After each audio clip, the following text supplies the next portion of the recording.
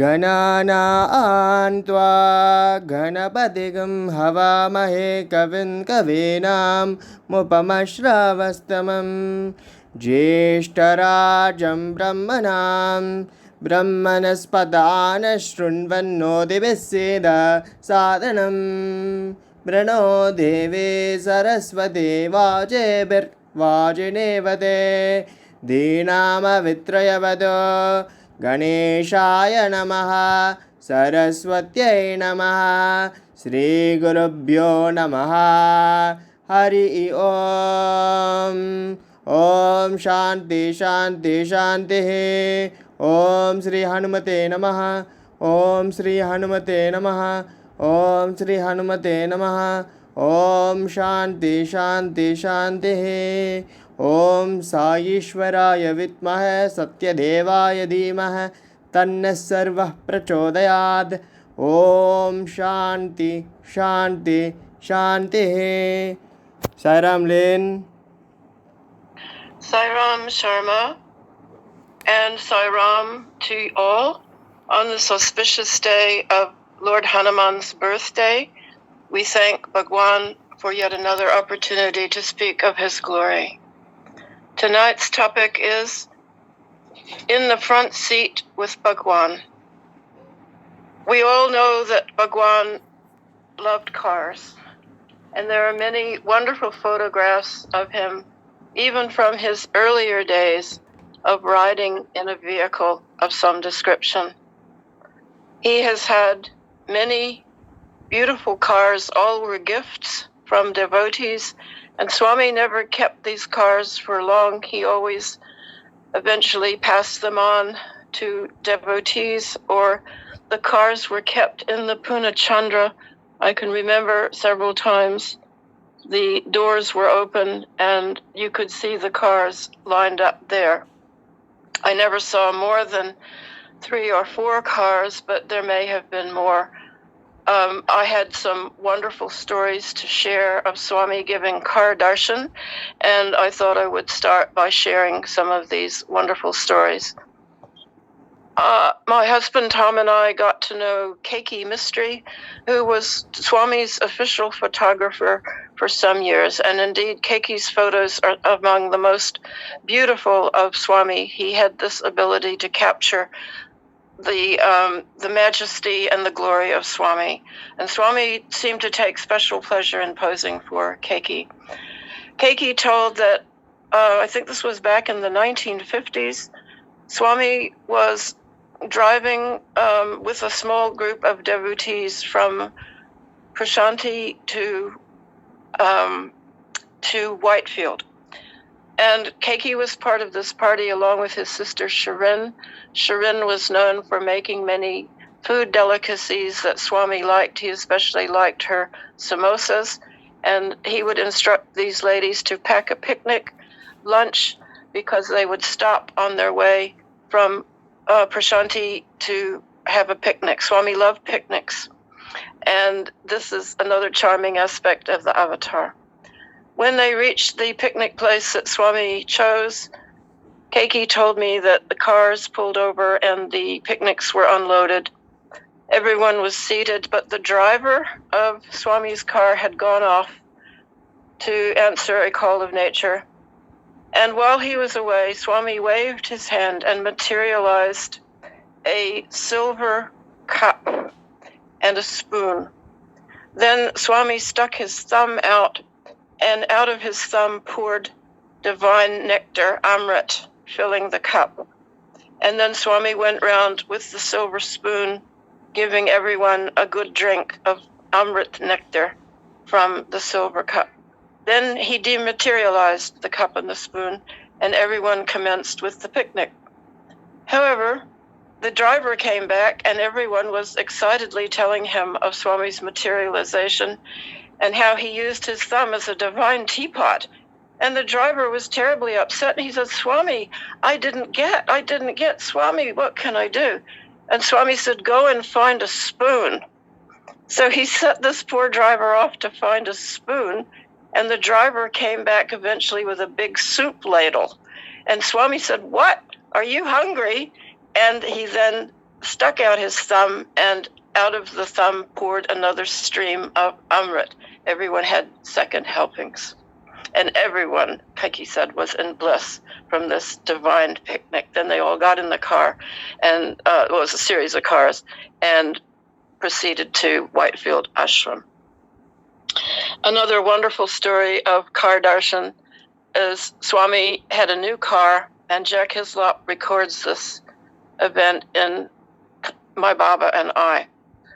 Jack knew that Swami had a new car, and he was waiting by the roadside. Swami told him, "I will drive by." Jack was astounded to see the car drive by. Swami was driving, and the car was several feet off the ground. Another story that Jack told, which I think some of you will remember, it is also in My Baba and I, that Jack was riding in the front seat of Swami's car. When he suddenly turned around to talk to Swami, Swami had disappeared, and the most beautiful being was in the back seat, a dark blue color. Jack said this color was the dark blue that you see far out on the ocean, on the horizon, the deepest part of the ocean.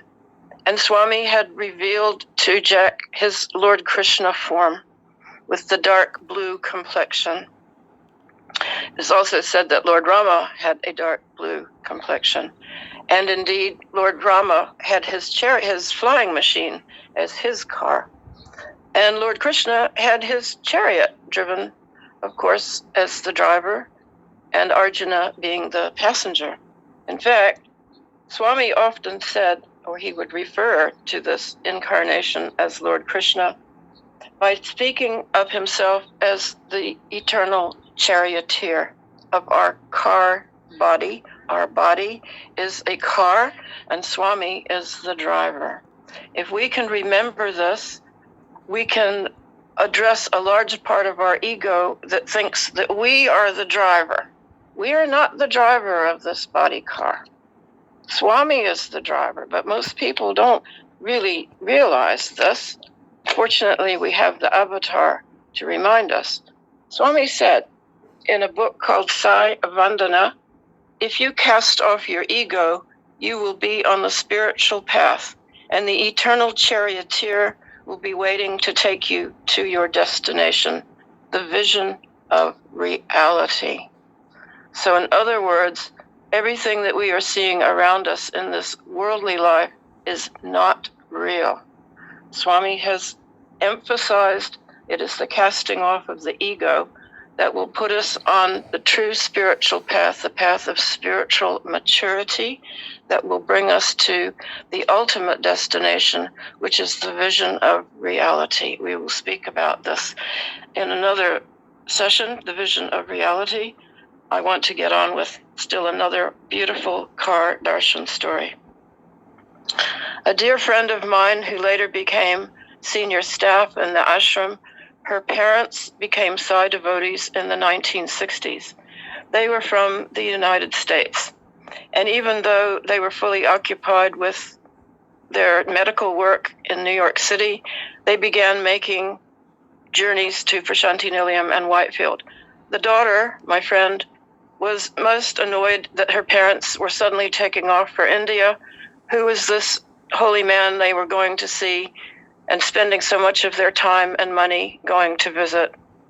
She was at college in the United States, and every time they invited her to come, she refused. She was not interested in meeting any holy man from India. She was focused on her studies.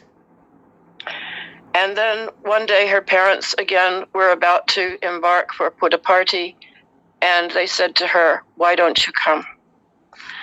And she said, "I will only come if Swami is there to meet us in his car and reveals his divinity to me. You are telling me he's a divine being. Well, he's going to have to prove it to me." Her parents said, fine, come along.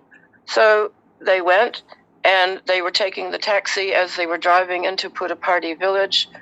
So my friend is looking and looking everywhere for Swami. There's no sign of Swami. And she's beginning to think, see, I was right all along. He is no divine being. Then just as they approached the Gopuram gate, there was a car parked just a little bit to the side, and Swami was sitting in the back seat. And as my friend's car approached, Swami got out of the car, stood there, and put his hands up waving, welcoming them. And when my friend looked at Swami, she could not see his physical form at all. She saw a massive light surrounding him that went all the way to the horizon. It was limitless light. And she realized this is no ordinary human being. This is a divine being. This has to be the Lord descended on earth. Swami delighted in cars, but as I said, he always gave them away. My husband and I were doing some work with Dr. Bhagavan in the ashram, and suddenly I believe it was sports day. And Sarah said, "Come quickly. I know a place where Swami's car will pass by where we can have a very nice car darshan and no one will disturb us because Swami will be going to the sports ground." So we quickly dropped what we were doing, and Sarah drove us to a particular place near the sports field. We got out and stood in a short line, and Swami's car came along. He was wearing a beautiful yellow robe on that day, and he looked at all of us. We looked at him, and I felt the ground below my feet disappear. When Swami gives car darshan, there's something very, very special about it. He makes complete eye contact with you. His hand goes up in blessing, and you get the complete head-to-toe feeling of thrills rushing through your body. It's like electricity in waves, but it's very pleasant. It's not like an electric shock. It's a divine shock. And for anyone who remembers lining up for car darshan, this is one example of how it can feel. I remember during the Bosnian-Croatian War, a number of young Croatian and Bosnian devotees arrived in the ashram. They were still in dirty denim jeans. Swami had sent a message that they could escape the war zone, come to Prashanti, he would take care of them. And it was quite a large contingent of these young people. And I remember Swami was driving through the ashram in his car one day, and these young men were leaping behind the car, shouting and crying and saying, "I saw him, I saw him, I saw him." It was so touching. I was reminded of the days when Jesus walked the earth and people who also saw Jesus. Of course, Jesus was never in a car. The only vehicle Jesus ever rode on, I believe, was a mule. But it was the same feeling. I was reminded of how when Jesus walked on earth, people followed him crying, "I have seen him, I have seen him, I have seen him." This body car that we live in, and remember, our name is only the license plate number for this body car, is sometimes a trial to us. It's not always well. Sometimes it gets sore and tired. Sometimes our feet take us to places where maybe we shouldn't be going. And that's when we think we are driving the car and Swami is not. What is it that makes us drive our body car into places where it should not go? I am reminded of a verse in the Mahabharata, and I will paraphrase it, where the writer says, "I know what is good, but I do not want to do it. I know what is wrong, and oh, how I want to do it. I am only guided by something that lives within my heart." And yes, there is a little voice that tells us to drive in the wrong direction sometime, and we get lost. We end up on a cul-de-sac, that is a street that goes nowhere. We have an expression here in New Zealand, when you are on an impossible mission in life, we say you are on a hiding to nowhere. And that is true. We sometimes drive this body car of ours down the wrong road and into an area where we get lost. This is why we have to give up our ego, thinking that we are the driver of this body car, and give our ego over to Swami. We have to grind that ego down until it is only ash. Swami has said, "Drive away the divisive forces that keep man away from man and prevent hearty cooperation and mutual help. Inculcate discipline in the field of sadhana also, and insist on people performing their duty to themselves and to their destiny. Devotion is like the head, duty is like the trunk, and he's not talking about the trunk of the car, he's talking about the trunk of the body. Discipline is the feet. Let devotion be linked with duty and led by discipline, then success is certain. I hope you have enjoyed these short stories of Swami and his car. There are many other stories that Mata Betty told, particularly about how Swami put petrol in her car when it had run out. And I will share that story in another session. Om Shri Sai Ram. Thank you for listening. Om Shri Sai Ram, Om Shri Sai Ram, Om Shri Sai Ram.